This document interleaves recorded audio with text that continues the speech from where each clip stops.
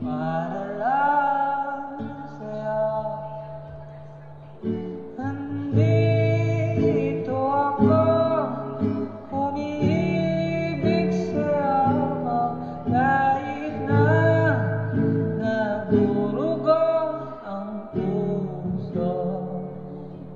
Kung sakaling iwanan ka niya,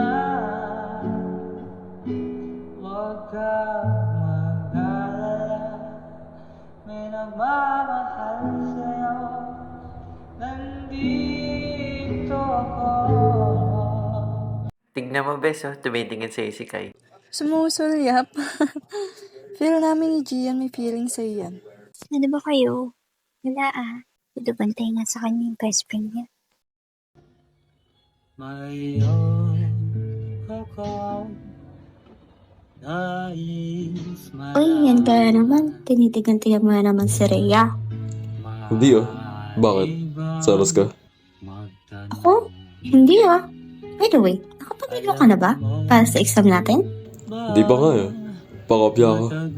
Ayoko nga. Pero kapag i-deliver mo ako ng Starks, sige ba? Deal. Milk tea and cake. Sus. Basic. Kay, gusto mo ba si Rhea? Di nga. Sa bagay, tulad ng mga gusto niya, ang pangit mo kaya? Wow Order na tayo. Hi. Isang milk tea and cake. Cake!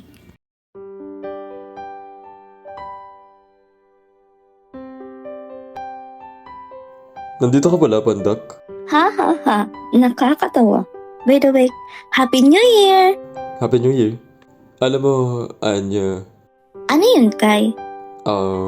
Anya. Gusto kita. Baliw. Di ba nga, best friend forever? Oo nga, pero ang hirap since mga bata pa lang tayo.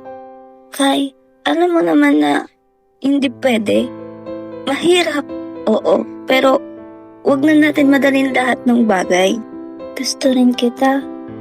Pero, mas okay na hanggang kaibigan na lang muna kaysa asaktan natin ang isa't isa.